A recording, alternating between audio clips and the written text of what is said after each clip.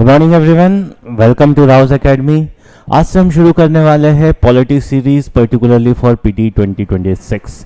यहाँ पर साल भर जो भी पॉलिटी के से रिलेटेड इंपॉर्टेंट टॉपिक्स है, I discuss it with you कि किस तरह से क्वेश्चन आ सकते हैं, किस तरह से क्वेश्चन यूपीएससी ऑलरेडी पूछ चुका है, कहाँ आप लोग जनरली क्वेश्चन अटेम्प्ट करते टाइम गलती करते हैं, वो सारी चीज़ें इस पर्टिकुलर सीरीज में मैं कवर करूंगा। सो आज का जो हमारा टॉपिक है that is vice president. Now the first and foremost thing is why this is in news, क्योंकि पिछले साल हमने क्या देखा, all of a sudden our vice president Jagdeep Dhankhar साहब gave resignation. Clear, although the reasons he gave was is health, but it is speculated that there may be certain other reasons as well, but we don't go into that. हमारे लिए महत्वपूर्ण यह है कि पिछले साल जगदीप धनखड़ साहब के इस्तीफा देने की वजह से वाइस प्रेसिडेंट का पोस्ट खाली हुआ, और जब वाइस प्रेसिडेंट का पोस्ट खाली हुआ तो उसके लिए दोबारा इलेक्शंस करवाए गए। ऑल्दो इलेक्शंस वर शेड्यूल्ड इन 2027, क्योंकि हमने जगदीप धनखड़ साहब को इलेक्ट किया था 2022 में, तो 5 साल का जो टेन्योर होता है वो 27 में खत्म होता, बट क्योंकि वाइस प्रेसिडेंट साहब ने इस्तीफा दे दिया तो दोबारा इलेक्शन करवाना पड़ा। And in that election CP Radhakrishnan sir became the new vice president of India. Clear, so news में रहा because of so many positive and negative reasons, and because of that it becomes important for your examination. Clear, अब अगर हम इस चीज की बात करें तो वाइस प्रेसिडेंट का इलेक्शन होता कैसे है, सबसे पहले बात करते हैं उस इलेक्शन की ही जो पिछले साल कंडक्ट किया गया है। सो जब प्रेसिडेंट के इलेक्शन की हम बात करते हैं तो प्रेसिडेंट का इलेक्शन एक डिफरेंट तरीके से होता है, जिसमें member of parliament and state legislative assembly दोनों पार्टिसिपेट करते हैं। बट अगर हम बात करें वाइस प्रेसिडेंट के इलेक्शन की, तो वाइस प्रेसिडेंट के इलेक्शन में सिर्फ और सिर्फ मेंबर्स ऑफ पार्लियामेंट पार्टिसिपेट करते हैं। Means there is no role of state legislative assemblies. राज्य की विधानसभाओं की कोई भूमिका नहीं होती है उपराष्ट्रपति के चुनाव में, पहला अंतर। दूसरा अंतर जो हमें समझना है वो ये कि यहां पर हमने लिखा है मेंबर्स, इसका मतलब यहां पर इलेक्टेड और नॉमिनेटेड दोनों मेंबर्स शामिल होते हैं व्हाइल इलेक्टिंग वाइस प्रेसिडेंट। जबकि प्रेसिडेंट की जब हम बात करते हैं तो वहां पर सिर्फ और सिर्फ इलेक्टेड मेंबर्स ही पार्टिसिपेट करते हैं। So from that perspective the election कौन कर रहा है, प्रेसिडेंट का और वाइस प्रेसिडेंट का, वो दोनों अलग अलग है, और यहां आप लोग कंफ्यूज होते हैं अगर क्वेश्चन पूछा जाता है तो। क्लियर, सो इलेक्टोरल कॉलेज होता है और उस इलेक्टोरल कॉलेज में वाइस प्रेसिडेंट के सिर्फ और सिर्फ मेंबर्स ऑफ पार्लियामेंट होते हैं, and when it comes to members, all the members. ठीक है, सेकेंड थिंग, जो इलेक्शन होता है वो किस सिस्टम से होता है, proportional representation by means of single transferable vote system, एकल संक्रमणीय मत प्रणाली के अंतर्गत आनुपातिक प्रतिनिधित्व से। इसका मतलब है कि उपराष्ट्रपति का चुनाव भी उसी प्रक्रिया से होता है जिस प्रक्रिया से राष्ट्रपति का चुनाव होता है। क्लियर, बट जो डिफरेंस है वो ये है कि प्रेसिडेंट के इलेक्शन में हम वैल्यू ऑफ वोट काउंट करते हैं, वहीं पर जब हम बात करते हैं वाइस प्रेसिडेंट के इलेक्शन की, हम नंबर ऑफ वोट्स की बात करते हैं। Clear, so that is what the difference in the election of president and vice president. तो ये तो हुआ वाइस प्रेसिडेंट के बारे में, बट क्योंकि मैंने कहा कि इस सीरीज में मैं वो सारी चीजें बताऊंगा जो आपके एग्जाम के लिए इंपॉर्टेंट है, सो कहां यूपीएससी कंफ्यूजन क्रिएट करेगा, प्रेसिडेंट और वाइस प्रेसिडेंट के इलेक्शन के मैकेनिज्म में वो थोड़ा सा डिफरेंस क्रिएट कर देगा। वैल्यू ऑफ वोट से लेके क्वेश्चन पूछ सकता है, प्रोपोर्शनल रिप्रेजेंटेशन वाले सिस्टम से क्वेश्चन पूछ सकता है, स्टेट लेजिस्लेचर का रोल है या नहीं है ये पूछ सकता है, या फिर इलेक्टेड और नॉमिनेटेड में आपको कंफ्यूज कर सकता है। सो ध्यान रखिएगा, ये गलतियां नहीं होनी चाहिए। इलेक्शन के बाद The next thing which we are going to discuss is what exactly are the qualifications required. उपराष्ट्रपति बनने के लिए कौन सी निर्धारित योग्यता चाहिए होती है? So first and foremost, the person must be a citizen of India. वो भारत का नागरिक होना चाहिए, कम से कम 35 वर्ष की आयु पूर्ण कर चुका हो, किसी लाभ के पद पर ना हो और राज्यसभा का मेंबर बनने योग्य होना चाहिए. Remember the word qualified.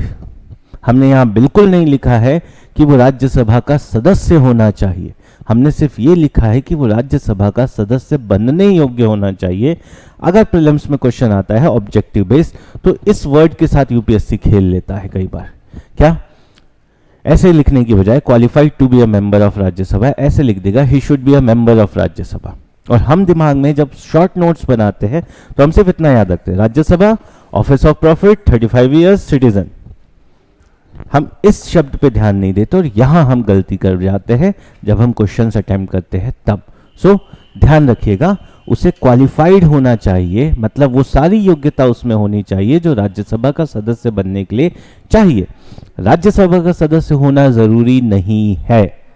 Clear? और रही बात ऑफिस ऑफ प्रॉफिट की, तो ऑफिस ऑफ प्रॉफिट हर उस ऑफिस को कहते हैं जिसको होल्ड करने की वजह से व्यक्ति को स्टेट की तरफ से बेनिफिट्स प्राप्त हो, चाहे वो मॉनेटरी हो या नॉन मॉनेटरी हो. फॉर एग्जाम्पल, जब आप लोग यूपीएससी क्लियर कर लेंगे, आप आईएएस आईपीएस ऑफिसर्स बन जाएंगे, that will also be an office of profit. Reason being simple, क्योंकि उस प्रॉफिट ऑफिस को होल्ड करने से आपको सैलरी भी मिलेगी, अदर बेनिफिट्स भी मिलेंगे. So that is what office of profit. But vice president के इलेक्शन में कुछ एग्जम्पशंस है. एग्जम्पशंस क्या? वाइस प्रेसिडेंट का ऑफिस खुद ministers, governor, members of legislature, ये सारे ऑफिस ऑफ प्रॉफिट नहीं कहलाते हैं. ठीक है, इसका मतलब ये हुआ कि इन लोगों को अगर वाइस प्रेसिडेंट का इलेक्शन कंटेस्ट करना है तो they need not to resign, उन्हें त्यागपत्र नहीं देना होगा, जबकि इनके अलावा बाकी सबको त्यागपत्र देना होगा, फिर ही वो इलेक्शन कंटेस्ट कर पाएंगे. So that is what the qualifications required for vice president of India. इसके बाद बात करें कि वाइस प्रेसिडेंट को शपथ कौन दिलाता है. तो शपथ दिलाने वाला कॉन्सेप्ट सिंपल है, it is the president of India who administers the oath on vice president. उपराष्ट्रपति को शपथ भारत के राष्ट्रपति द्वारा दिलाई जाती है. ठीक है, इसके बाद अगर हम टर्म की बात करें कि उपराष्ट्रपति का कार्यकाल क्या होता है, जैसे अभी थोड़ी देर पहले मैंने बताया कि जगदीप धनखड़ साहब का इलेक्शन 22 में हुआ था, खत्म होता 27 में, मतलब 5 साल का टेन्योर है. बट वो कब से काउंट होता है ये भी समझ लीजिए. डेट ऑफ अज्यूमिंग ऑफिस, जिस दिन वह व्यक्ति उपराष्ट्रपति का पद ग्रहण करता है, शपथ लेता है, उस दिन से 5 वर्ष का कार्यकाल होता है. Clear? So date of election दे सकता है. ठीक है, डेट ऑफ इलेक्शन नहीं, date of assuming the office, जिस दिन पद ग्रहण करेंगे उस दिन से 5 वर्ष का. हालांकि अगर किसी परिस्थिति में 5 वर्ष कंप्लीट हो गए और अगले उपराष्ट्रपति का चुनाव नहीं हुआ, तो जो वर्तमान उपराष्ट्रपति होंगे वो तब तक पद पर बने रहते हैं जब तक अगले उपराष्ट्रपति का चुनाव ना हो जाए, और ये चुनाव अधिकतम 6 माह के अंदर अंदर करा लेना है. मतलब अगर देखा जाए कि अति विशिष्ट परिस्थिति में एक व्यक्ति अधिकतम कितने समय के लिए रह सकेगा? 5.5 साल के लिए. क्यों? क्योंकि 5 साल का तो कार्यकाल है. बट अगले उपराष्ट्रपति का चुनाव नहीं हुआ तो वो अधिकतम 6 महीने के लिए और उपराष्ट्रपति बना दिया जाएगा. बट अगर क्वेश्चन आता है तो वो 5 साल ही. ठीक है, तो वो सिर्फ एक्स्ट्राऑर्डिनरी सर्कमस्टांसेस के लिए है. क्लियर? अब इस टर्म में किसी भी समय उपराष्ट्रपति अपना रेजिग्नेशन दे सकता है. ठीक है, और वो रेजिग्नेशन किसे देगा? प्रेसिडेंट को. तो उपराष्ट्रपति अपना त्याग पत्र देते हैं किसे? राष्ट्रपति को। क्लियर, याद रखिएगा। तो धनखड़ साहब ने अपना त्याग पत्र दिया राष्ट्रपति द्रौपदी मुर्मू जी को। ठीक है, अब ये तो हुआ रेजिग्नेशन, कार्यकाल 5 साल का, बीच में त्याग पत्र दिया तो दे दिया। बट अगर हम चाहे तो उपराष्ट्रपति को उनके कार्यकाल से पूर्व हटाया भी जा सकता है। क्लियर, और वो हटाया किस तरीके से जाता है? राष्ट्रपति द्वारा संसद के एक संकल्प पर। जब संसद एक संकल्प पारित करेगी उसके बाद उपराष्ट्रपति को हटाया जाएगा। और ये जो संकल्प पारित होगा संसद से, उसमें उसके लिए राज्यसभा का प्रभावी बहुमत चाहिए, ठीक है, इफेक्टिव मेजॉरिटी ऑफ राज्यसभा, और लोकसभा से सिंपल मेजॉरिटी चाहिए। मतलब उपराष्ट्रपति को हटाने के लिए दोनों सदनों में अलग अलग बहुमत चाहिए होता है। क्लियर, एक समान नहीं चाहिए होता है जैसे हम राष्ट्रपति में देखते हैं, यहां पे बहुमत अलग है। और दूसरी इंपॉर्टेंट चीज जो हमें याद रखनी है कि उपराष्ट्रपति को हटाने की जो प्रक्रिया है उसकी शुरुआत सिर्फ और सिर्फ राज्यसभा से ही हो सकती है, लोकसभा इस प्रक्रिया की शुरुआत नहीं कर सकता। क्लियर, अब बहुत ही शॉर्ट में मैं आपको वो प्रोसेस बता देता हूं कि कैसे उपराष्ट्रपति को हटाया जाता है। प्रक्रिया की शुरुआत होगी कहां से? राज्यसभा से। राज्यसभा क्या करेगा? एक संकल्प लेकर आएगा, एक रिजोल्यूशन लाया जाएगा। इस रिजोल्यूशन के आते ही उपराष्ट्रपति साहब को 14 दिवस की सूचना दी जाएगी कि हम आपको हटाने की प्रक्रिया शुरू कर रहे हैं, अगर आप अपना बचाव का तैयारी करना चाहते हैं तो कर लीजिए। 14 दिवस के बाद राज्यसभा में उस प्रस्ताव पर चर्चा की जाएगी। ठीक है, प्रॉपर डिस्कशन होगा राज्यसभा में ही, और यहां पर उपराष्ट्रपति अपना बचाव कर सकेंगे। मतलब उपराष्ट्रपति अपने आप को अगर डिफेंड भी करना है तो वो कहां करेंगे? राज्यसभा में ही करेंगे। ठीक है, और सारी चर्चा होने के बाद अगर राज्यसभा इसे पारित कर देता है, मतलब पास कर देता है, किस बहुमत से? प्रभावी बहुमत से,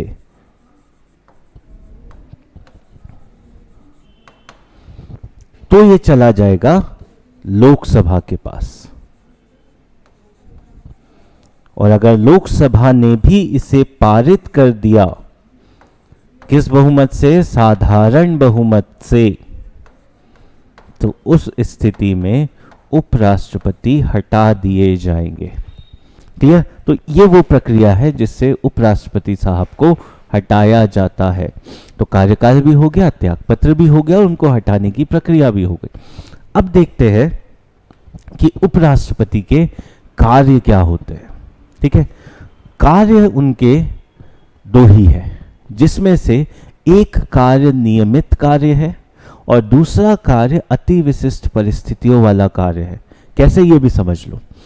पहला जो कार्य है उपराष्ट्रपति का वो ये कि वह राज्यसभा के पदेन सभापति होते हैं, ex officio chairperson of Rajya Sabha.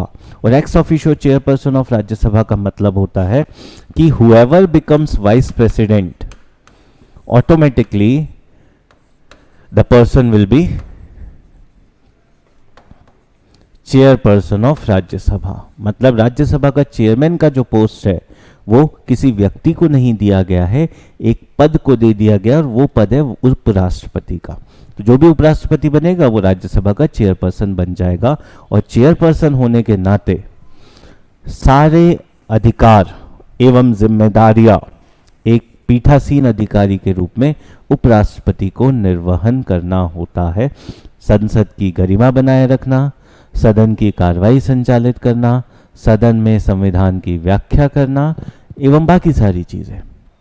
Clear, तो ये सारा काम उपराष्ट्रपति साहब करते हैं राज्यसभा के सभापति होने के नाते। क्लियर, ये हुआ उनका नियमित कार्य। वहीं पर जो दूसरा कार्य वो ये है कि वाइस प्रेसिडेंट साहब एक्टिंग प्रेसिडेंट बन जाते हैं इंडिया के, कब, जब कभी भी जो राष्ट्रपति का पद है वो खाली हो, वहां वैकेंसी क्रिएट हो, राष्ट्रपति की डेथ हो गई, राष्ट्रपति ने इस्तीफा दे दिया या राष्ट्रपति अपने दायित्वों का निर्वहन करने में सक्षम नहीं है, ऐसी स्थिति में उपराष्ट्रपति कार्यकारी राष्ट्रपति का कार्य कर सकते हैं, वो भी अधिकतम 6 माह के लिए। यहां पर जब उपराष्ट्रपति कार्यकारी राष्ट्रपति का कार्य करते हैं उस समय पर उनके वेतन, उनके भत्ते और उनकी सारी सुविधाएं राष्ट्रपति की समान ही होती है और उस समय के दौरान उपराष्ट्रपति का जो पद होता है वो खाली होता है। क्लियर, तो ये फंक्शन तभी होगा जब प्रेसिडेंट का ऑफिस वैकेंट होगा, मतलब उपराष्ट्रपति के पास नियमित रूप से सिर्फ एक ही काम है, वो है राज्यसभा के सभापति के रूप में कार्य करना। क्लियर, तो ये सारी चीजें हैं related with vice president of India. Clear, so I hope vice president का टॉपिक आप लोगों को क्लियर होगा। मैंने बता दिया है कि प्रीलिम्स से किस तरह के क्वेश्चंस पूछे जाते हैं, what are the expected questions, कहां आप लोग गलती करते हैं, और इसी तरीके से हम बाकी टॉपिक्स भी आप लोगों के लिए लेकर आएंगे। थैंक यू वेरी मच बेटा।